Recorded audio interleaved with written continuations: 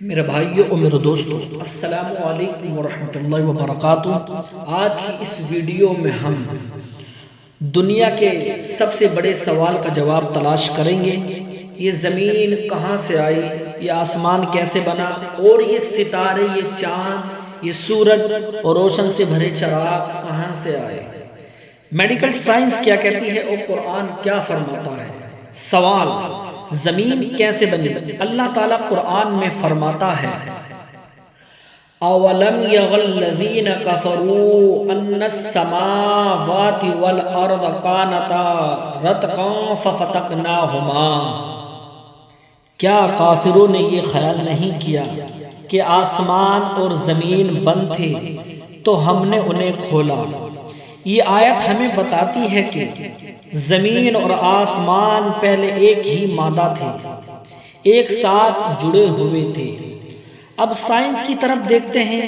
Medical science کیا کہتی ہے کہ تقریباً 1 ارب سال پہلے ایک بہت بڑا دھماکہ ہوا جسے بگ بینگ کہا جاتا ہے۔ اسی دھماکے سے ہر چیز وجود میں آئی، آسمان بھی، زمین بھی اور کہکشائیں بھی۔ زمین پہلے شدید آگ کا ایک گولا تھی، سینکڑوں کروڑوں سال تک جلتی رہی، پھر وقت کے ساتھ ٹھنڈی ہو گئی، بادل بنے، بارش برسی تو زمین بنی۔ حیرت کی بات یہ ہے، میڈیکل سائنس آج وہی کہہ رہی ہے جو قرآن 1400 سال پہلے بتا چکا تھا۔ سوال پیدا ہوتا ہے، آسمان کیسے بنا؟ اللہ تعالیٰ قرآن میں فرماتا ہے، ثم استوى إلى السماء وهي دخان فقال لها وللأرض ائتيا طوعا أو كرها۔ پھر آسمان کی طرف توجہ فرمائی اور وہ دھواں تھا۔ یہ لفظ دھواں بہت خاص ہے۔ سائنس کہتا ہے کہ بگ بینگ کے فوراً بعد پوری دنیا میں گرم گیس، دھواں اور دھند پھیلا ہوا تھا۔ اسی درمیان کہکشائیں خلق پائی، آسمان کا طبقہ بنا۔ میڈیکل سائنس اسے نیبولا کہتی ہے، یعنی آسمان دھوئیں سے بنا، اور قرآن اسے دھواں کہتا ہے۔ یہ اللہ کی عظیم حقیقت ہے کہ وہ بات جسے انسان شدید ریسرچ سے جان چکا ہے، قرآن نے اسے صدیوں پہلے ہی واضح بیان کیا۔ ستارے کیسے بنے؟ قرآن پاک میں اللہ تعالیٰ ارشاد فرماتا ہے، وَلَقَدْ زَيَّنَّا السَّمَاءَ الدُّنْيَا بِمَصَابِيحَ وَجَعَلْنَاهَا رُجُومًا لِلشَّيَاطِينِ وَأَعْتَدْنَا لَهُمْ عَذَابَ السَّعِيرِ۔